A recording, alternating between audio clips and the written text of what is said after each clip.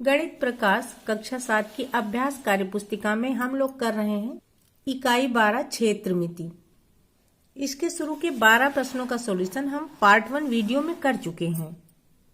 आज के वीडियो में हम लोग करेंगे प्रश्न संख्या 13 और 14। इन प्रश्नों में हम लोग सीखेंगे कि पार्क के किनारे किनारे या फिर पार्क के बीच से कोई रास्ता जा रहा तो उसका क्षेत्रफल कैसे निकालें। चलिए शुरू करते हैं प्रश्न संख्या 13 को। PQRS एक आयताकार पार्क है जिसके चारों तरफ 2 मीटर चौड़ा रास्ता है। चित्र की सहायता से निम्नलिखित को बताएं। ये पार्क बना हुआ है। अब यहाँ पर इसके चारों तरफ ये 2 मीटर चौड़ा ये रास्ता छूटा हुआ है, इधर भी इधर भी इधर भी और इधर भी। आगे प्रश्न कह रहा है कि हमें बताना है AB, BC, CD और DA की माप को। यानी ये जो बाहर रास्ते के चारों और ये बना हुआ है ये आयत, इसका हमें माप बताना है, लंबाई और चौड़ाई इसकी हमें निकालनी है। तो देखिए AB किस किस को मिलके बन रही है, ये पूरा AB है। तो AB को हम देखें तो ये MQ प्लस QP और प्लस PN से मिलके बन रहा है। MQ है 2 मीटर रास्ते की चौड़ाई है और ये QP है 8 मीटर और PN है 2 मीटर। तो हमने सबको जोड़ लिया, 12 मीटर आ गया AB। ऐसे ही हमें BC को अब देखना है। तो अगर हम BC देखें तो BC हो जाएगा BM प्लस MR, अगर ये R है तो, और प्लस RC। तो BM तो 2 मीटर ही हो जाएगा और ये MR है 10 मीटर, RC है 2 मीटर। तो इस तरह से 2 metre plus 10 metre plus 2 metre ये 14 मीटर आ जाएगा।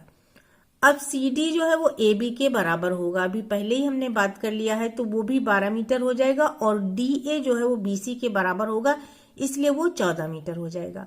अब इसी माप के आधार पर हमें आगे निकालना है परिमाप चतुर्भुज ABCD का। तो हम देखते हैं।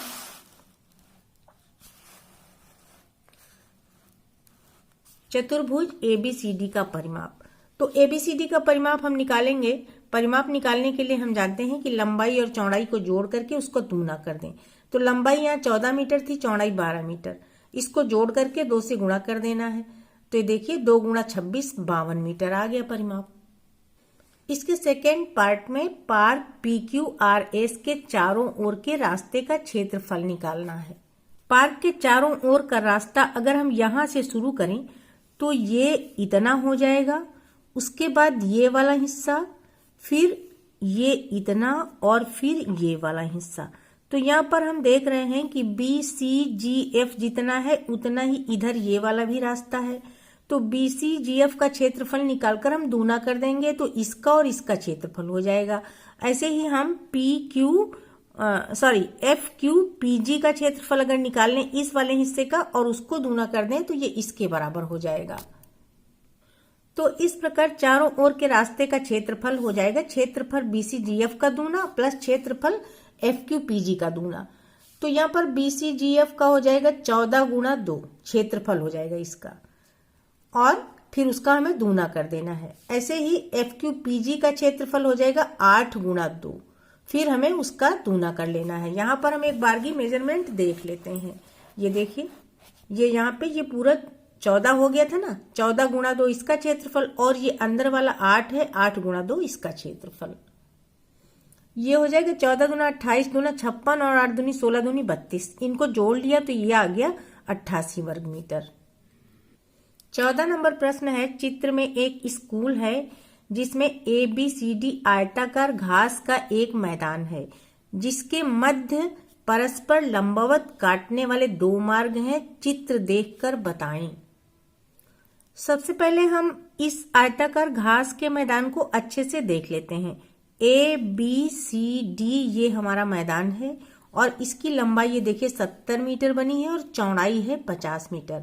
इसके एक तरफ से ये 20 से 2 मीटर चौड़ा रास्ता जा रहा है और दूसरी तरफ से भी 2 मीटर चौड़ा रास्ता जा रहा है। अब हम आगे प्रश्नों के उत्तर देंगे।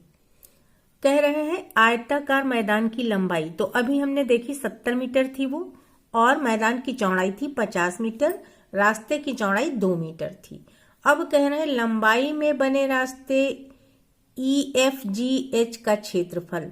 तो लंबाई में जो रास्ता बना है वो लंबाई 70 मीटर है और रास्ते की चौड़ाई 2 मीटर है। तो 70 गुणा 2 यानी 140 वर्ग मीटर हो जाएगा। ऐसे ही जो चौड़ाई में बना है PQRS रास्ता, उसका क्षेत्रफल 50 गुणा 2 हो जाएगा यानी 100 वर्ग मीटर। दोनों रास्तों में सम्मिलित वर्ग MNOU का क्षेत्रफल क्या होगा? यहां पर ये वाला वर्ग होगा MNOU, ये वर्ग। अब इसका क्षेत्रफल क्या होगा? ये लंबाई में भी 2 है और चौड़ाई में भी 2 है, तो 2 गुणा 2 हो जाएगा इसका क्षेत्रफल। और एक बात हमें और समझ लेनी है कि इसका क्षेत्रफल इस वाले रास्ते में भी जुड़ रहा है और इस वाले रास्ते में भी जुड़ रहा है। तो अगर हम पूरे रास्ते का क्षेत्रफल निकालेंगे तो इस वाले वर्ग का क्षेत्रफल 2 बार जुड़ जाएगा, इसलिए हमें एक बार इस वर्ग के क्षेत्रफल को घटाना होगा पूरे क्षेत्रफल से। यहां पर लिख देते हैं MNOU का क्षेत्रफल 2 गुणा 2 बराबर 4 वर्ग मीटर। और कुल रास्ते का क्षेत्रफल जब हम निकालेंगे तो देखिए, लंबाई वाला रास्ते का क्षेत्रफल 140 और चौड़ाई वाले का 100 वर्ग मीटर है। इन दोनों को हम जोड़ेंगे और इसमें से जो बीच का MNOU 2 बार जुड़ चुका है उसको एक बार घटा देंगे, तो -4 भी कर देंगे। तो इस तरह से 240 - 4 यानी 236 वर्ग मीटर हो जाएगा इसका क्षेत्रफल।